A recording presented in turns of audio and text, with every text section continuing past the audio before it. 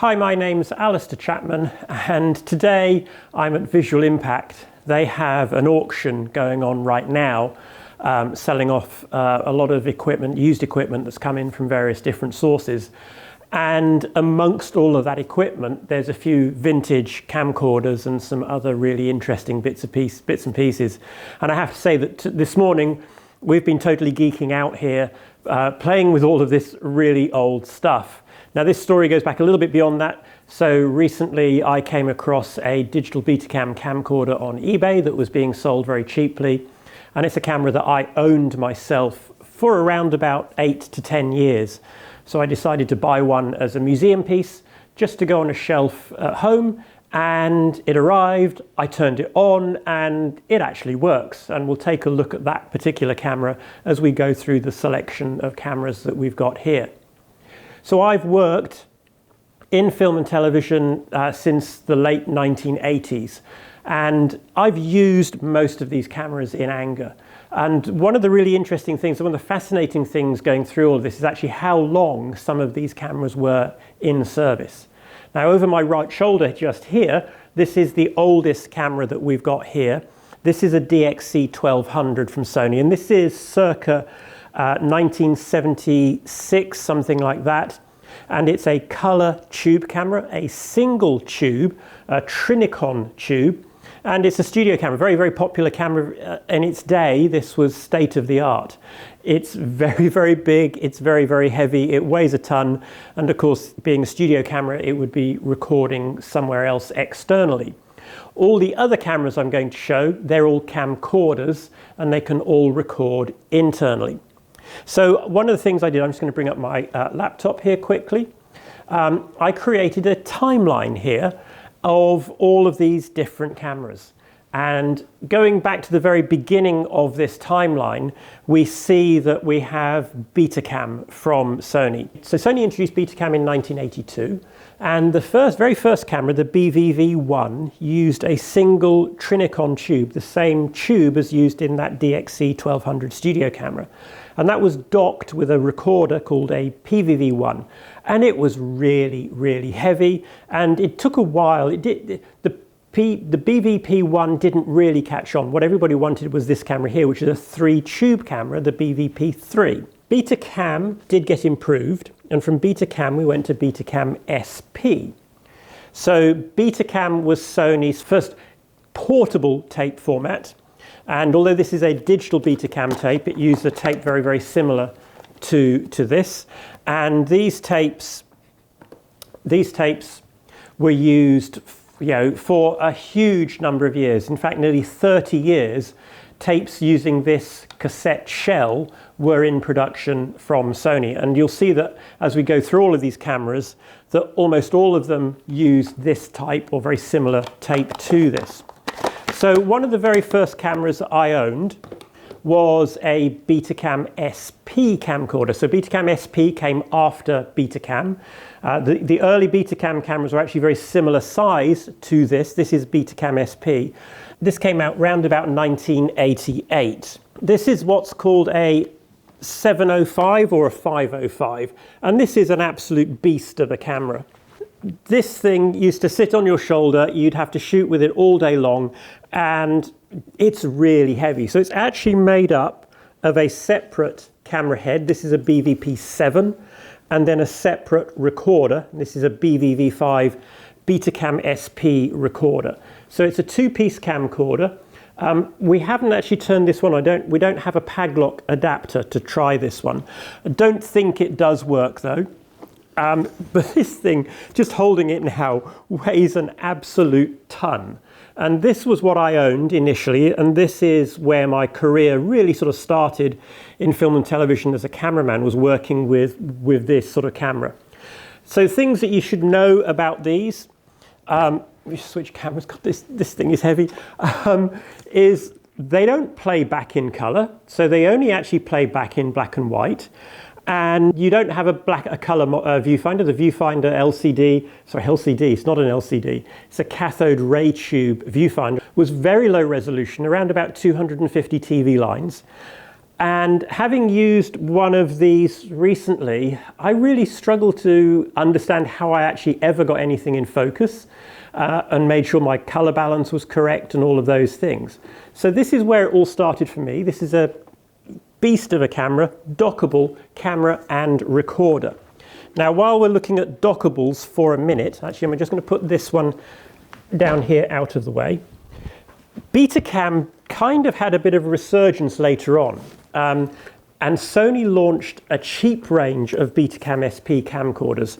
So this is actually a DXC1200 camera, and this is docked with a Betacam SP PVV1 AP Betacam SP recorder. So this was actually a very low cost, or relatively low cost setup.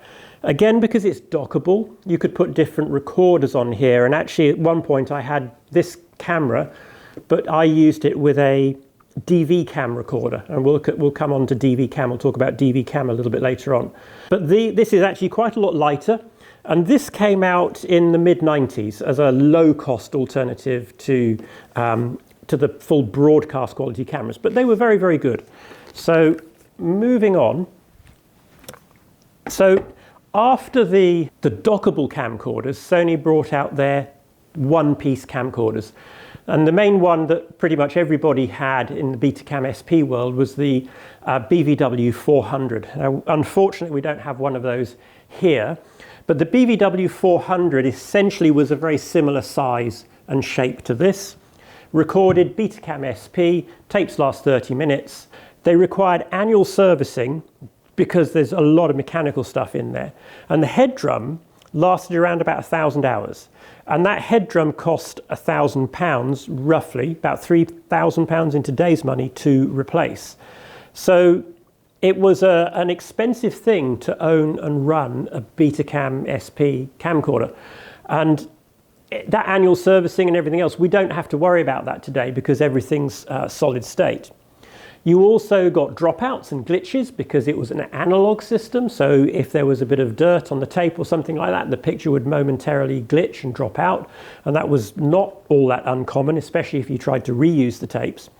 And it was very sensitive. In fact, all of the tape camcorders that we've got here, very sensitive to humidity. So if you had the cold camera into the warm, you'd get condensation on the head drum. That would jam the tape and the camera would stop working. And you'd have to often actually physically take the camera apart to get the tape out and then clean the head drum and everything else. I think we really take for granted today just how reliable modern solid state cameras are compared to these tape ones. So the batteries of the time, which is an NP1 battery, which dropped into a slot in the back, would run it for about 40 minutes, something like that. Or you could get a bigger battery, something like this Paglok battery here, and this would run it for about an hour and a half. Now these were NiCads, so we don't have lithium batteries at this stage. These are NiCad batteries, so they didn't actually last. That the longevity of the battery wasn't that great. You often had to get them resold and things like that. So from there, around about 1994, 93, 94, Sony introduced the Digital Betacam range. And this is my camcorder. This is the one I bought recently. And this is still standard definition. So compared to today, very, very low resolution. And at the time these were launched, these were incredibly expensive. They cost somewhere between half and a third of what the average house cost. So you're looking at sort of £35,000, £40,000 to buy the camera body. Then you'd probably spend another £10,000 on your lens. The viewfinder was on top of all of that. And before you knew it, it was £50,000, £60,000 camera kit, tripod and everything else. So these were phenomenally expensive. They were big, big money. But they lasted for a very long time. So I actually had this one, or when I had one of these, I had this for around about 10 years using this camera. Now the great thing is, this one actually works. So if I turn it on, fire it up, you'll see it will turn on. And it's now on. And actually, let's have a look at the pictures from it. So here we go. So this is the output of this camera. And It's very flary, as you can see, and if I try and get it in focus, somewhere around about there, let's zoom in, focus, zoom out, the old thing that we used to do. You can see the standard definition image. This is a 4:3 camera. There's no 16:9 when this came out, so the aspect ratio is wrong. But and there's Ogie from VI filming me. But there you go, standard definition Digibeta camcorder. And in fact, this will also play back, and there's a tape in it. So if I hit play, you'll see some footage that I recorded with this camcorder. And so this did then play in color. We were finally actually able to play back what we were shooting directly from the camera. And for a lot of news applications and things like that, that was a huge, huge help. But again, it's still a black and white monochrome viewfinder. Low resolution, the viewfinder resolution is really quite low. And I'm surprised actually looking at this again that I ever got anything in focus because the resolution of the camera is so low, so the picture's fairly soft anyway, and then the resolution of the viewfinder is so low, so you're trying to focus a relatively soft image. And we relied very heavily on the peaking function in the camera to make this work. So this is an eBay purchase. Picked it up quite cheaply. It did need a little bit of work to get it going. I've cleaned it up a little bit. I think it was sat in a shed or something for a long time. 2 color filter wheels on the front to get your white balance, your color temperature, and also neutral density correct. Sony standard 2/3 inch B4 lens mount. You got a bunch of switches just in here. And we have these same switches now in pretty much cameras to this day. This really hasn't changed that much. So when you pick one of these up, if you're used to a modern camcorder, you should be fairly familiar with how to make it work. Batteries, again, you're going to be using these big V-mount batteries, but then, or Pagloks. Later on, we did get lithium batteries, and this is a period lithium battery. This is the sort of battery that you would have used with that camera. It's a Sony lithium battery, but these did come much later. And when they did first come out, they were very, very expensive. So Digital Betacam was around for a really long time. And if I go back to my chart, you'll see that Digital Betacam basically ran from around about 1994 and was still in use 2006, 2008.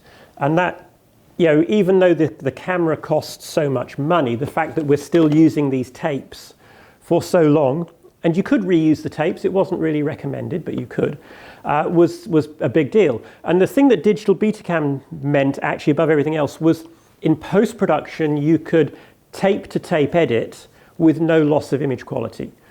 Before you had Digital Betacam, before you had any of the digital tape formats, if you were using Betacam or Betacam SP, in post-production you were copying from the tape to tape in analog, so there was always some loss of quality every time you did that. So in the edit suite and during the edit process, your image quality started to degrade, especially if you had to go more than 1 or 2 generations to add effects and things like that.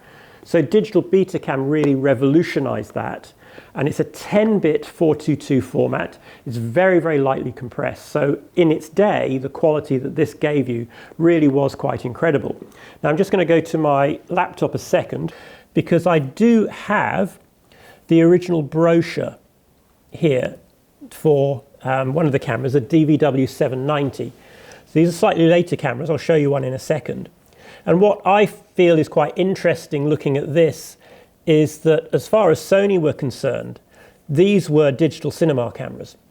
And these were kind of the beginning of digital cinematography. So we weren't just really using these for news and sports and things like that.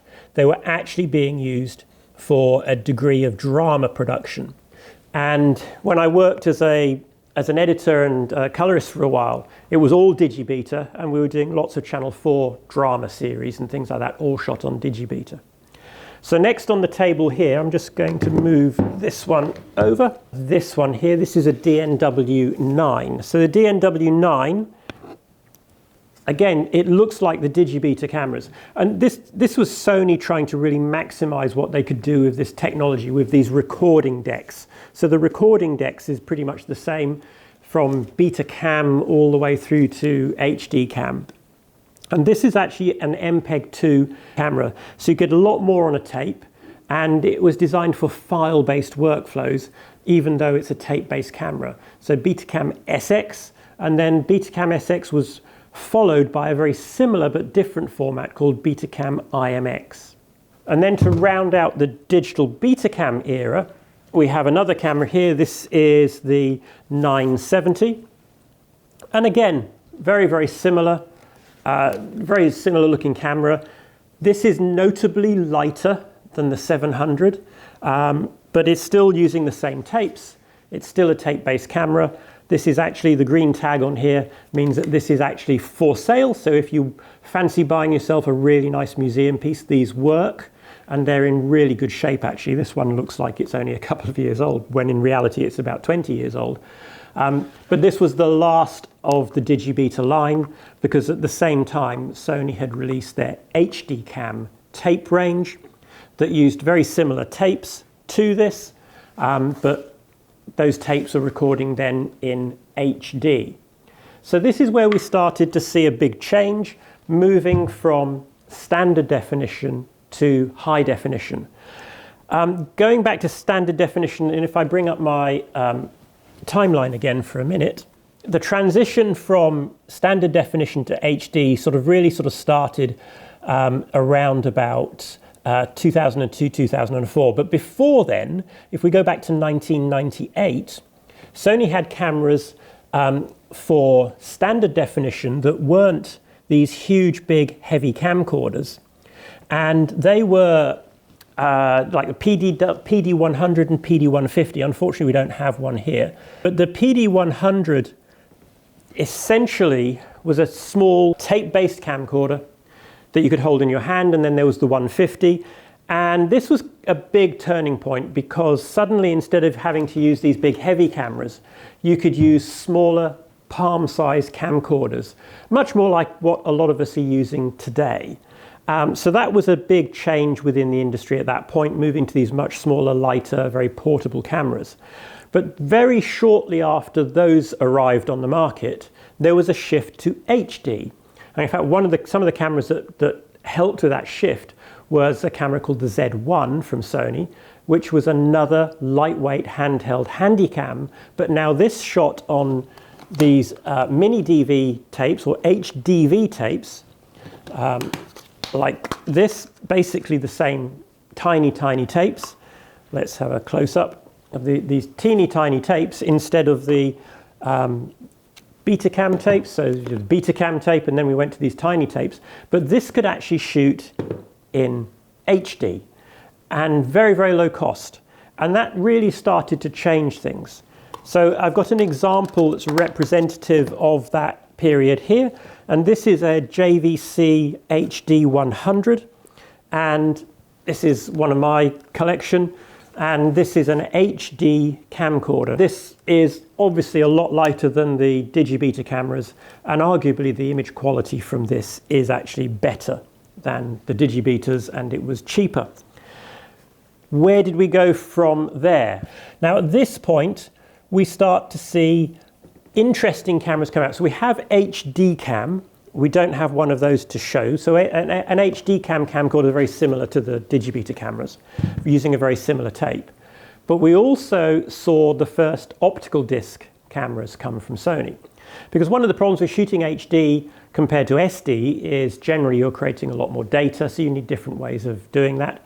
We had a lot of improvements in codecs and compression technology, and one of the first really successful HD lines used for news and things like that was Sony's PDW optical disc range. The first camera was the F350. Those cameras weren't on the market for very long. I had one. It was great at the time, but it was quickly replaced by the Sony PDW-700. And this is mine. Let's have a close-up look at this one. So this is the PDW-700 optical disc camcorder. This is an HD camcorder, and it's got this extra box on the side here. This is called a NanoFlash from Convergent Design. And this was an MPEG-2 external recorder. And this allowed you to record onto solid-state media using compact flash cards. The PDW-700 is optical disc. So if I just put a battery on this, so this does work. This does in fact work perfectly. Let's just turn it on. So I'm going to just hit the eject button, and so there's the discs. And in fact, on my website and in my own career, I became quite well known for doing crazy things with these, like putting them in the dishwasher, because that was something that you couldn't do with tape. So we had a very robust format using these discs. So you would hand the disc off at the end of a job, much the same as you would a tape. You'd actually give the disc to the client. The discs are reusable, but generally you handed the disc off. So it was very much like a tape workflow in that you'd shoot and hand the client the tape, but with the convenience of being a file-based workflow. Because one of the things that these tape cameras that were using these mini DV and HDV tapes brought to the market was the ability to offload this footage, whether it was mini DV or perhaps DVCAM, another one of the standard definition formats, using a FireWire cable, kind of an old technology now, but I could transfer the files off this tape onto a computer, and that allowed me to edit my material on a computer. Previously, before we had DVCAM and that ability to offload from the files from the tape, editing on a computer was very, very difficult. The video capture cards were very expensive. You needed a super powerful computer. And most professional editing was done in tape-based edit suites with 2-3 machine editing. And that was phenomenally expensive. I think when I was doing it, it was being charged at around about £100 an hour. So you're looking at £800 to £1,000 a day to hire this edit suite. And of course, this is 20 years ago. So in today's money, you're looking at £2,000 or £3,000 a day for your edit time. When computer editing with DVCAM came along, that price crashed because you could edit that at home on a reasonably priced computer with Adobe Premiere, and then we had Avid and things like that coming along for offline and online editing. So with the optical disc camera, you kind of had the advantages of both worlds. You shot on the disc, you could hand the disc off to the client, but at the same time I could plug a FireWire cable into the back of the camera here, and I could offload the footage onto a computer over FireWire, and that made editing and post-production very low cost, very cheap, very easy, and you could do a lot more in terms of special effects and things like that in a computer than you could do in a tape-to-tape edit suite. So that's PDW-700. And around the same time as the PDW-700 came out, there was another Sony camera, we don't have one here unfortunately, called the EX1. And this was a 1/2-inch 3-chip Handycam. But now this moves to solid state media. So this is a very early S/S card. So it's a solid state card from Sony, S/S media. Now when these first came out, this is an 8GB card. One of these cards was about £300 or £400 for an 8GB card. At the time, these were very, very fast, very, very robust, and very, very reliable. And this media ended up being used in a whole line of Sony cameras from that EX1 onwards. Now the thing about the EX1 was it actually offered virtually broadcast quality images in a low-cost Handycam camcorder with an entirely file-based workflow that was very fast. And that really changed everything. So even optical disc didn't last all that long compared to this.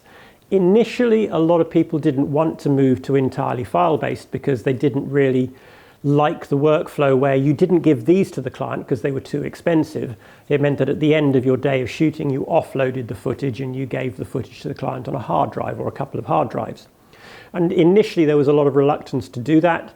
A lot of mistakes got made, files got lost. But eventually, that type of workflow became normal, and that's what we do today. We shoot on SD cards, compact flash cards, CF Express cards, and we offload the footage and we don't give the client the original files, we give them a copy.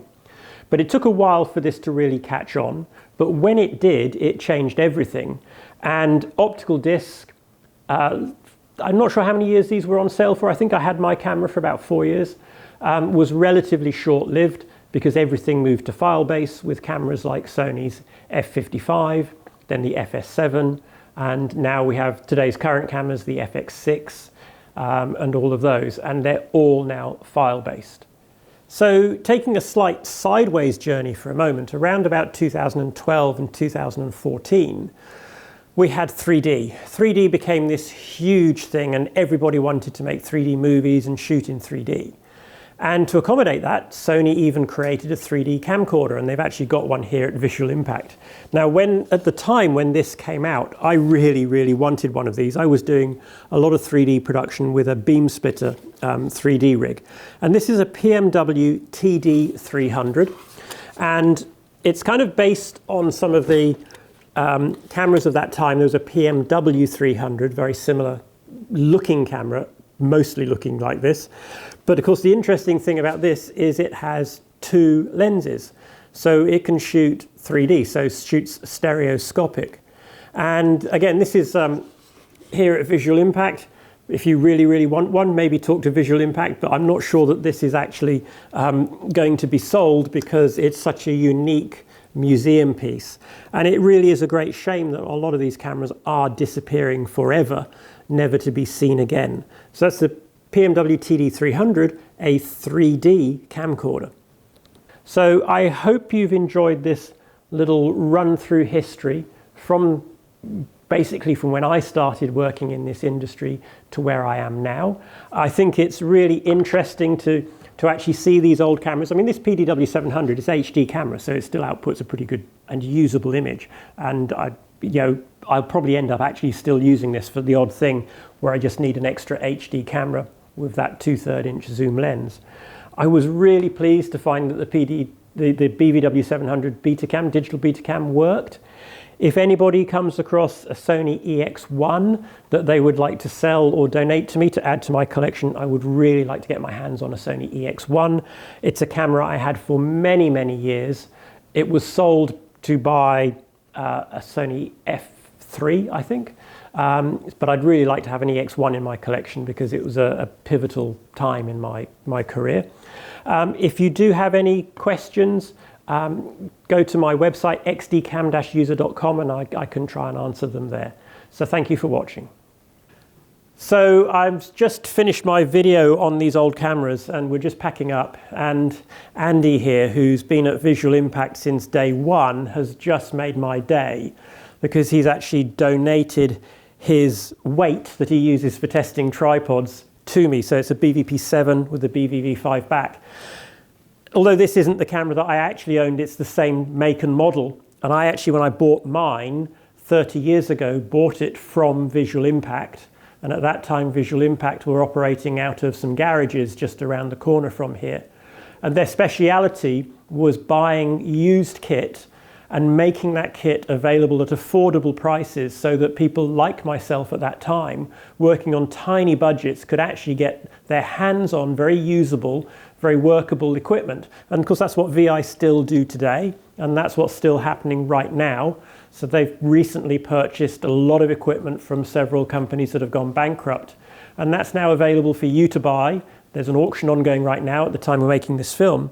But that's how I got into this industry, was by having secondhand gear at an affordable price. And that's what VI are really good at doing. So thank you very much, Andy. Thank you, Alister. Thank you.